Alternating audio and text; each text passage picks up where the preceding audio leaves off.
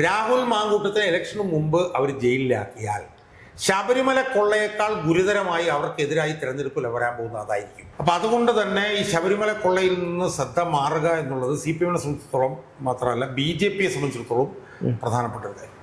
അപ്പം ഇതിൽ നിന്നെല്ലാം വ്യക്തമാകുന്നത് ഇരയും ഭരണകൂടവും ഒക്കെ ചേർന്നുകൊണ്ടുള്ള ഒരു ഗൂഢാലോചന ഇതിൽ നടന്നിട്ടുണ്ടോ എന്നുള്ളത്. അപ്പം സ്വാഭാവികമായും CPM-ന് ഉള്ള അത്രയും തന്നെ താല്പര്യം രാഹുൽ മാങ്കൂട്ടം തീരണം എന്നുള്ള കാര്യത്തിൽ നമസ്കാരം.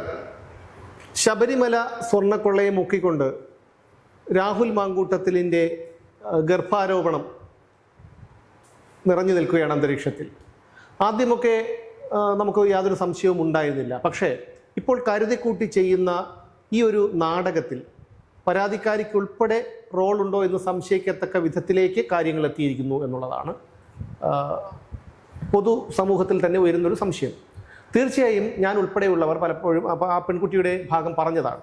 പക്ഷേ ഇപ്പോൾ അവരുടെ നിലപാടുകൾ നമ്മൾ നോക്കുമ്പോൾ, പ്രത്യേകിച്ച് ഈ ഒരു പോലീസിൻ്റെ ഒരു കേസെടുപ്പും അതുപോലെയുള്ള DYFIയുടെ ഒരു പ്രതിഷേധവും ഒക്കെ കാണുമ്പോൾ ഇത് കരുതിക്കൂട്ടി തയ്യാറാക്കിയ ഒരു തിരക്കഥയ്ക്കനുസരിച്ച് നടക്കുന്ന ഒരു നാടകമായി നമുക്ക് കണക്കാക്കിയേ പറ്റൂ എന്നുള്ള അവസ്ഥയിലേക്ക് എത്തിയിരിക്കുകയാണ്.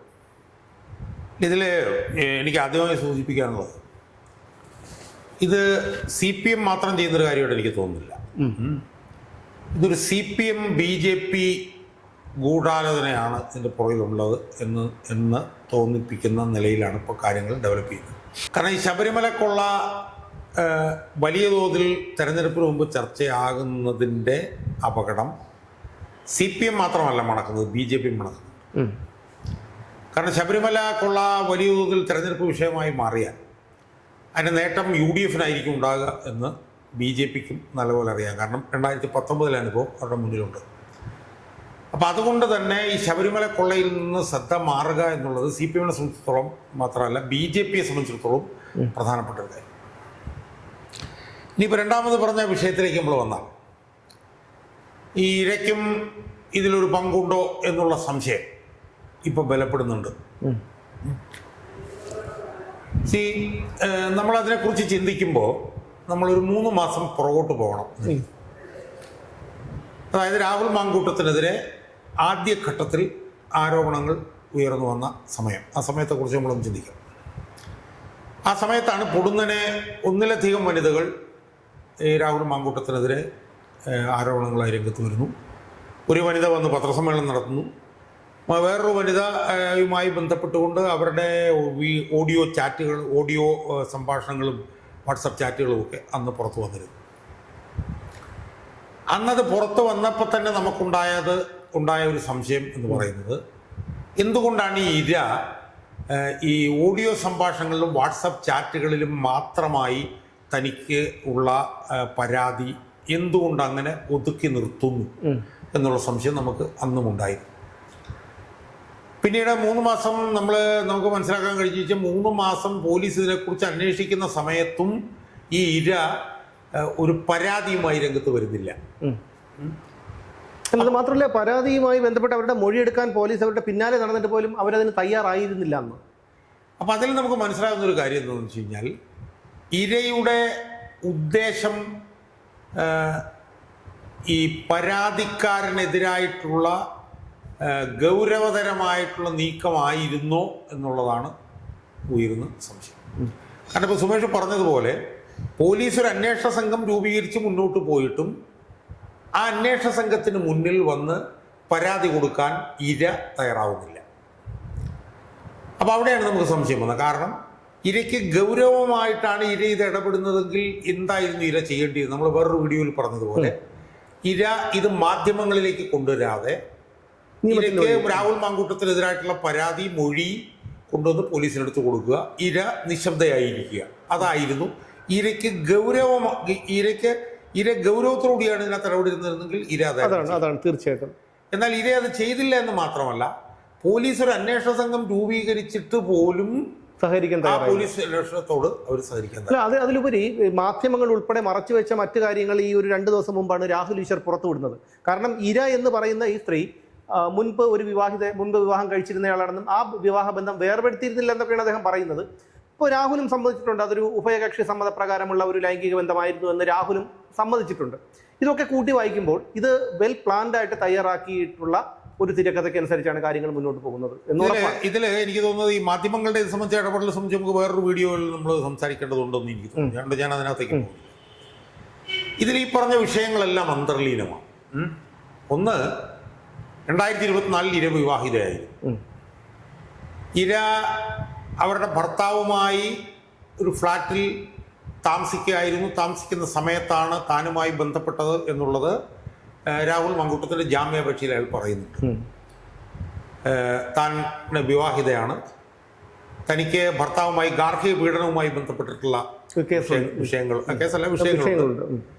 ആ വിഷയങ്ങൾ രാഹുൽ മാങ്കൂട്ടത്തോട് പറയുകയും രാഹുൽ മാങ്കൂട്ടത്തിന് അതിലൊരു എമ്പതി, ഒരു അനുതാപം ഡെവലപ്പ് ചെയ്യുകയും ചെയ്തു. അതാണ് പിന്നീട് ബന്ധത്തിലേക്ക് വളർന്നതെന്നും പരസ്പരം അനുവാദത്തോടു കൂടിയുള്ള ലൈംഗിക ബന്ധത്തിലേക്ക് അതെത്തിയത് എന്നുമാണ് രാഹുൽ തന്റെ ജാമ്യാപേക്ഷയിൽ പറഞ്ഞാൽ കൺസെൻഷ്വൽ സെക്ഷൽ റിലേഷൻഷിപ്പ് ഇന്റർകോഴ്സിലേക്ക് അതെത്തി. അപ്പൊ അവിടെ വന്ന ഒരു പ്രധാനപ്പെട്ട വിഷയം എന്ന് പറയുന്നത് ഈ ഇര വിവാഹിതയായിരുന്നോ അല്ലയോ.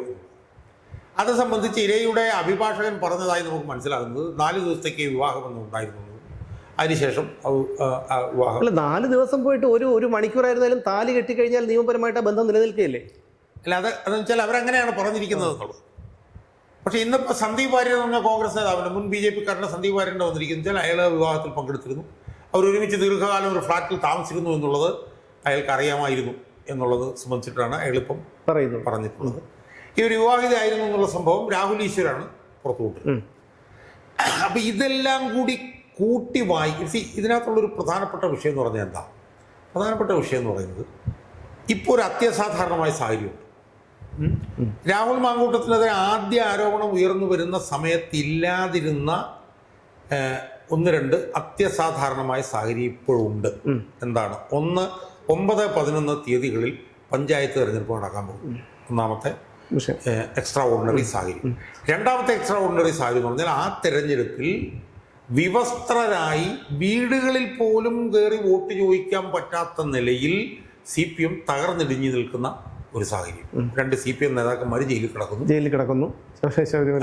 വീട്ടിൽ വോട്ട് ചോദിക്കാൻ ചെല്ലുമ്പോൾ പോലും വലിയ തോതിൽ ജനങ്ങളെടുത്ത്.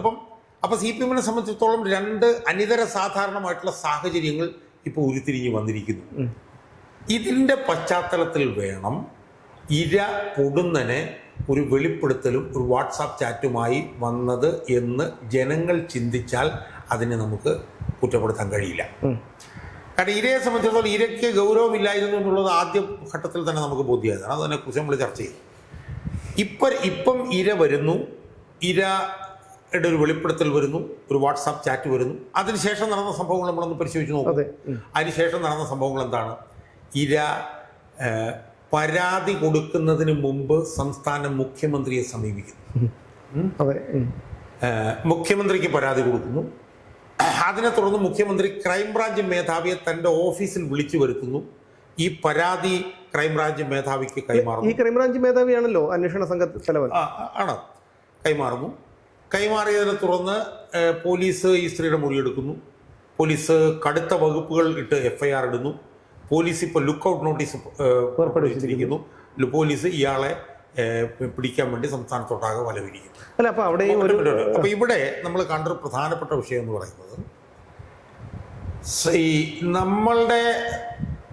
നമ്മളൊക്കെ പരിശോധിക്കുന്ന ഒരു നിയമവ്യവസ്ഥയിൽ, നമ്മളൊക്കെ ഇടപെടുന്ന ഒരു നിയമവ്യവസ്ഥയിൽ, ഒരു ജസ്റ്റിസ് ഡെലിവറി സിസ്റ്റത്തിൽ മുഖ്യമന്ത്രി എന്നുള്ള സ്ഥാപനത്തിനുള്ള റോൾ എന്താണ് എന്നുള്ളത് വളരെ നിർണായകമാണ്. ഒരു പരാതി ഒരാൾക്കുണ്ടായാൽ ആ പരാതി ഉള്ള ആള് ആ ലോക്കൽ ജൂറിസ്ഡിക്ഷനിലെ പോലീസിനാണ് പരാതി കൊടുക്കുക. ഇപ്പോൾ ഒരു മോഷണ കേസിലെ പ്രതി അല്ലെങ്കിൽ ഒരു കൊലക്കേസിലെ പ്രതി അല്ലെങ്കിൽ ഒരു മോഷണ കേസിലെ വാദി അല്ലെങ്കിൽ കൊലക്കേസിലെ വാദി, ആ വാദി എന്താ ചെയ്യുക?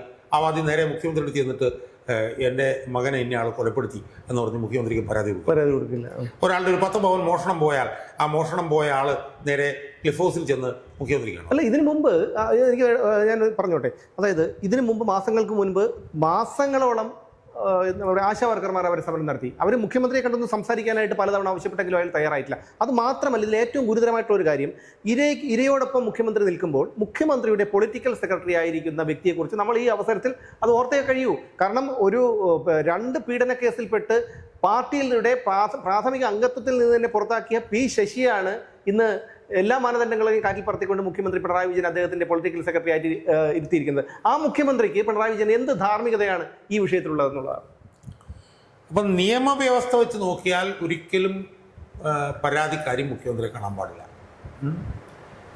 അപ്പോൾ അത് പൊളിറ്റിക്കലി മോട്ടിവേറ്റഡ് ആണ് എന്നുള്ളത് വളരെ ക്ലിയർ. അപ്പോൾ ഇതെല്ലാം കൂടെ നമ്മൾ ബന്ധിപ്പിക്കുക. ആദ്യം ഗൗരവമില്ലായിരുന്ന പരാതിക്കാരി, രണ്ടാമത് പരാതിക്കാരി വെളിപ്പെടുത്തലുമായിട്ട് രംഗത്ത് വരുന്നു. ആ രംഗത്ത് വന്നതിനെ തുടർന്ന് അവർ നേരെ മുഖ്യമന്ത്രി അടുത്ത് പോകുന്നു. മുഖ്യമന്ത്രി ക്രൈംബ്രാഞ്ച് മേധാവിക്ക് അത് കൈമാറുന്നു. ക്രൈംബ്രാഞ്ച് മേധാവി അത് അന്വേഷിക്കുന്നതിന് ഗുരുതരമായിട്ടുള്ള വകുപ്പുകൾ ഇടുന്നു. ഇവരുടെ പരാതി പോലും മാധ്യമങ്ങളിൽ വരുന്നു. ഒരു കാരണവശാലും അത് വരാൻ പാടില്ലാത്തതാണ്. മനസ്സിലായി? അപ്പം ഇതിൽ നിന്നെല്ലാം വ്യക്തമാകുന്നത് ഇരയും ഭരണകൂടവും ഒക്കെ ചേർന്നുകൊണ്ടുള്ള ഒരു ഗൂഢാലോചന ഇതിൽ നടന്നിട്ടുണ്ടോ എന്നുള്ളത്. അവിടെയാണ് നമ്മൾ ചർച്ചയിൽ തുടങ്ങിയപ്പോഴത്തേക്ക് നമ്മൾ പറഞ്ഞ BJP ബന്ധം ഇതിനകത്ത് വരുന്നത്. BJPക്കും ഇതിനകത്ത് തുല്യ പങ്കുണ്ട് എന്ന് നമ്മൾ വിചാരിക്കാൻ കാരണം എന്താ?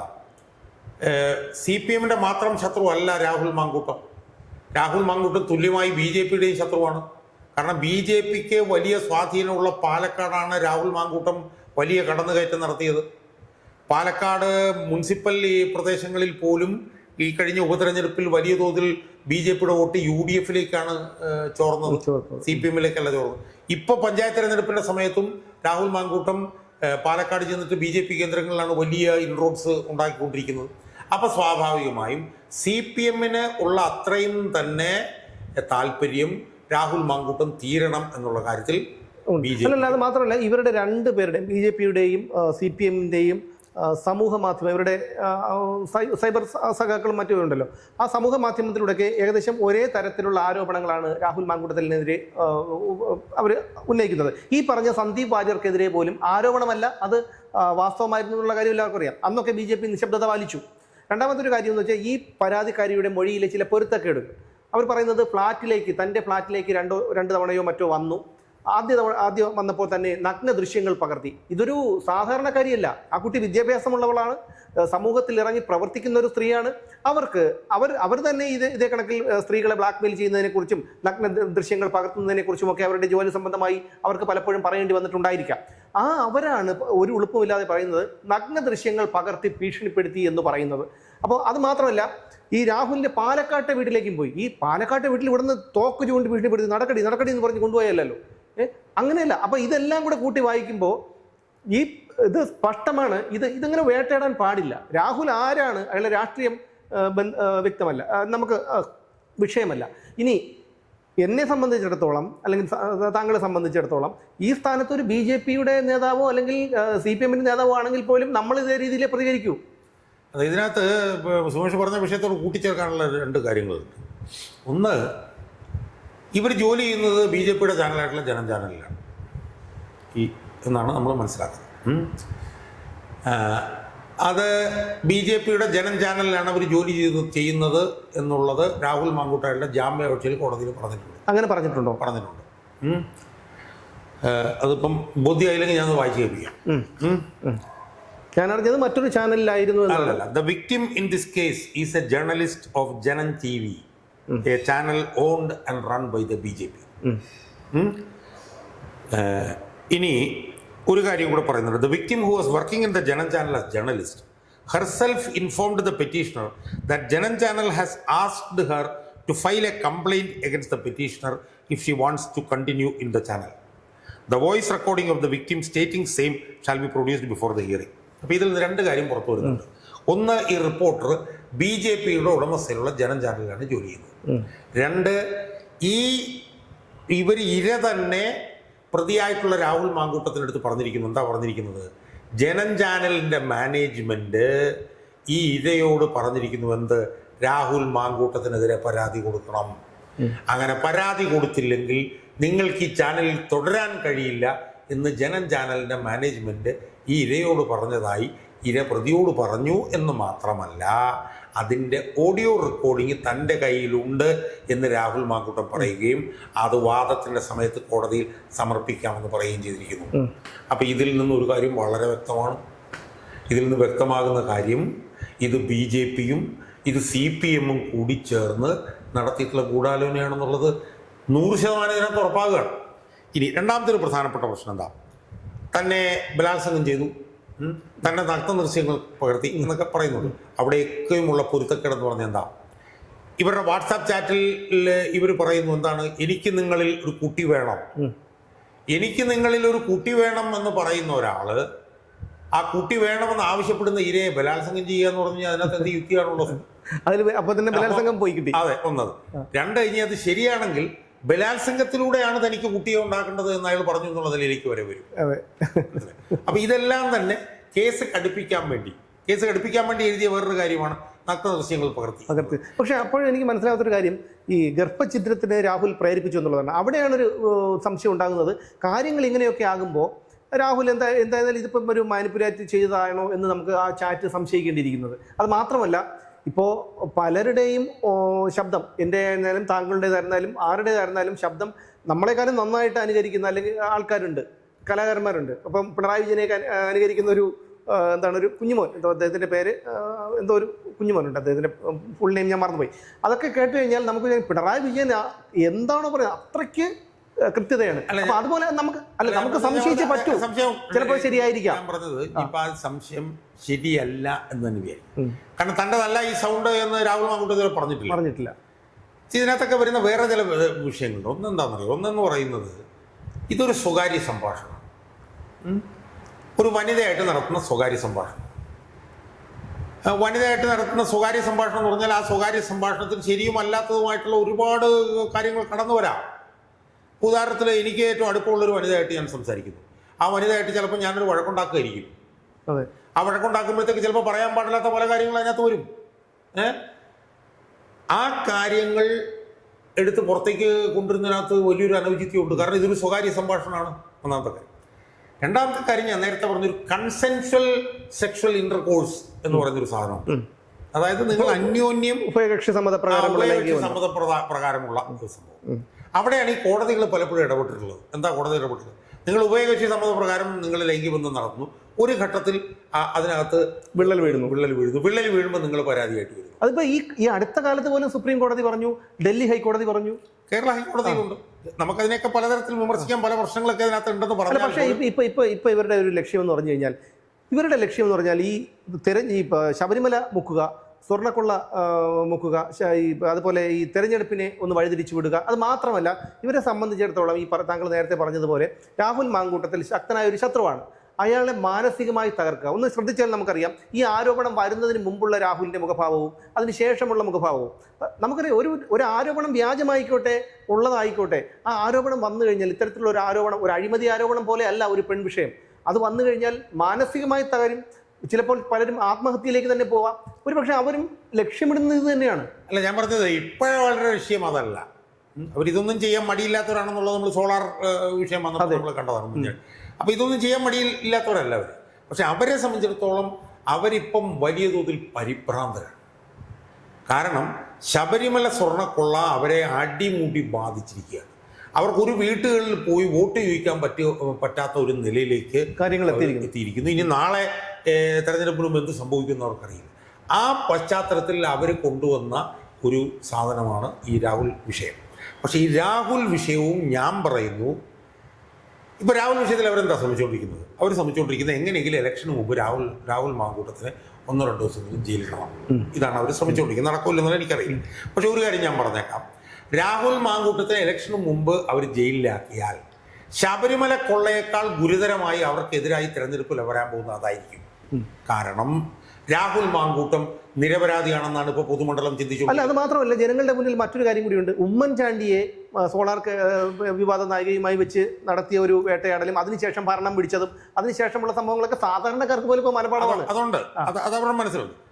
പക്ഷെ അതിലുപരിയായി രാഹുൽ മാങ്കൂട്ടത്തിന് അനുകൂലമായിട്ടാണ് പൊതുമനസ് ഇപ്പോൾ നിൽക്കുന്നത്. അതെ, ഈ ഇര രാഷ്ട്രീയ പ്രേരിതമായിട്ടാണ് ഇത് ചെയ്യുന്നത് എന്നാണ് ജനങ്ങളുടെ മനസ്സിൽ നിൽക്കുന്നത്. നമ്മൾ ഈ പറഞ്ഞ പോലെ ഇതെല്ലാം സ്വകാര്യ സംഭാഷണമാണ്. ഈ സ്വകാര്യ സംഭാഷണത്തിലുള്ള കാര്യങ്ങൾ എടുത്ത് ദുരുപയോഗപ്പെടുത്തുകയാണ് എന്നാണ് ജനങ്ങളുടെ മനസ്സിൽ നിൽക്കുന്നത്. കോടതി വിധികളെല്ലാം അയാൾക്ക് അനുകൂലമാണ്. ഇപ്പോൾ കോടതിയിൽ ഞാൻ ഈ കൺസെൻഷ്വൽ സെക്ഷൽ റിലേഷൻ്റെ കാര്യം പറഞ്ഞത്, അതുപോലെ തന്നെ കോടതിയിൽ വന്നിട്ടുള്ള വേറെ വിധിയുണ്ട്. എന്താണ്, നിങ്ങളൊരു വിവാഹ ബന്ധത്തിൽ ഏർപ്പെട്ട് നിന്നുകൊണ്ട് നിൽക്കുമ്പോൾ വിവാഹ വാഗ്ദാനം നൽകി എങ്ങനെ പീഡിപ്പിക്കാം. അതിപ്പോൾ ഈ അടുത്ത കാലത്ത് വന്നത് അത് സംബന്ധിച്ചും പല പല വിധികളുണ്ട്. അല്ല, ഇതിൽ ഏറ്റവും ഒരു രസം എന്ന് പറയും, ഈ രാജ്യത്ത് ഏറ്റവും കൂടുതൽ, ഞാൻ പല സ്റ്റേറ്റുകളിലും ഇതുപോലെ പലരോടും ചോദിച്ചു, ഇത്തരത്തിൽ വിവാഹ വാഗ്ദാനം നൽകിയുള്ള ഒരു പീഡനം അവിടെ പരാതിയായിട്ട് എത്തുന്നു. പല സംസ്ഥാനങ്ങളിലും ഇത്തരം പരാതികൾ കേട്ടുകേൾവി പോലുമില്ല. പക്ഷേ ഏറ്റവും കൂടുതൽ നടക്കുന്നത് കേരളത്തിലാണ്. ഇതിനകത്ത് എല്ലാം വിനാശകാലെ വിപരീത ബുദ്ധി എന്നുള്ള നിലയിലേക്കാണ് കാര്യങ്ങൾ പോകുന്നത്. ശബരിമല മറയ്ക്കാൻ വേണ്ടിയിട്ടാണ് ഇത് കൊണ്ടത്. എന്നാൽ ഇപ്പോൾ ഇത് ശബരിമലയേക്കാൾ വലിയ തോതിൽ കഴുത്തിൽ കുരുക്കായി മാറിയിരിക്കുകയാണ്. ഞാൻ പറയുന്നുണ്ടല്ലോ, യഥാർത്ഥത്തിൽ രാഹുൽ മാങ്കൂട്ടം ഒന്ന് അറസ്റ്റിയത്തിന് വിധേയനാകുകയാണ് യഥാർത്ഥത്തിൽ ചെയ്യേണ്ടത്. എൻ്റെ ഒരു അഭ്യർത്ഥന, അയാളെ ഇതുപോലെ അറസ്റ്റ് ചെയ്യുന്നത് ജനം കണ്ടാൽ ഞാൻ ഉറപ്പിച്ച് ഞാൻ പറയാം, ശബരിമലയേക്കാൾ കൂടുതൽ ദ്രോഹം CPM-ന് ഇതുകൊണ്ട് വരാൻ പോകുന്നു എന്ന കാര്യത്തിൽ ഒരു സംശയവും എന്നെ സംബന്ധിച്ചിടത്തോളം ഇല്ല. ഇത് മതിരിച്ചിട്ട് തുപ്പാനും വയ്യ, പിന്നെ കഴിച്ചിട്ട് ഇറക്കാനും വയ്യ എന്നുള്ള നിലയിൽ വലിയൊരു കഴുത്തിലെ കുരുക്കായി ഈ രാഹുൽ വിഷയം മാറി. അല്ല, അത് മാത്രമല്ല, ഈ കഷ്ടകാലം വരുമ്പോഴത്തേക്ക് എങ്ങോട്ട് വെടിവെച്ചാലും ഉണ്ട കറങ്ങി തിരിച്ച് സ്വന്തം ആസനത്തിൽ കൊള്ളുന്ന അവസ്ഥയിലേക്ക് ഇപ്പം CPM എത്തിയിരിക്കുകയാണ്. ഇനി BJP-യോട് പറയാനുള്ള ഒന്നേ ഉള്ളൂ, BJP ഈ പൊതുജനങ്ങൾക്കിടയിൽ ഒരുവിധം ജനസമ്മതി നേടി വരികയാണ്. ഈ അപ്പീട്ടവനെ ചുമക്കുന്നവന് നാറുമെന്നൊരു ചൊല്ലുണ്ട് മലയാളത്തിൽ. അതുകൊണ്ട് ഈ CPM-ഉമായിട്ടുള്ള ഈ രഹസ്യ ബാന്ധവം അത് ജനങ്ങൾ അറിയില്ല എന്ന് നിങ്ങൾ കരുതരുത്. അത് ജനങ്ങൾക്ക് നന്നായി മനസ്സിലാവുന്നുണ്ട്. അത് നിങ്ങൾക്ക് ദോഷമേ ചെയ്യൂ എന്നുള്ള കാര്യം ഇനിയെങ്കിലും മനസ്സിലാക്കണം. നമുക്ക് രാഷ്ട്രീയപരമായിട്ടുള്ള പോരാട്ടങ്ങളും എതിരഭിപ്രായങ്ങളും ഒക്കെ ഉണ്ടാകും. പക്ഷേ ഈ കാണിക്കുന്നത് പച്ചമലയാളത്തിൽ പറഞ്ഞാൽ ശുദ്ധ തെമ്മാടിത്തരമാണ്. ഒരു മനുഷ്യനെ അയാൾ തെറ്റുകാരനായിക്കോട്ടെ, അതിനിവിടെ നിയമ സംവിധാനങ്ങളുണ്ട്. അത് ഒരിക്കലും നാളെ ഇത് നിങ്ങളുടെ നേർക്ക് വന്നേക്കാം. കാരണം ഒരുപക്ഷെ CPM-നെ പോലെ ഇത്രയും ഉളുപ്പില്ലാത്ത ആരോപണങ്ങൾ ഉന്നയിക്കാൻ മറ്റൊരു രാഷ്ട്രീയ പാർട്ടിക്ക് കഴിഞ്ഞെന്ന് വരില്ല. പക്ഷേ അതിനു മുമ്പ് വന്നിട്ടുണ്ടല്ലോ, പല CPM നേതാക്കൾക്കെതിരെയും വന്നിട്ടുണ്ട്. പക്ഷേ ഇത് നീതിയല്ല, ന്യായമല്ല. അതുകൊണ്ട് ഈ കേരളത്തിലെ പൊതുസമൂഹം മനസ്സിലാക്കുന്ന ചില വാസ്തവങ്ങളുണ്ട്. അത് എങ്ങനെയൊക്കെ സമൂഹ മാധ്യമത്തിൽ നിങ്ങൾ ഉരുണ്ട് കളിച്ചാലും അതിനെ മാറ്റിമറിക്കാനാവില്ല. ശബരിമല സ്വർണ്ണക്കൊള്ള മാറ്റിമറിക്കാനാവില്ല. അതുപോലെ തന്നെ ഇതിൻ്റെ മറുപടി എന്തായാലും ഈ വരുന്ന തദ്ദേശ സ്വയംഭരണ തെരഞ്ഞെടുപ്പിൽ വെളിവാകും എന്ന് തന്നെ നമുക്ക് ഉറപ്പിച്ച് പറയാം.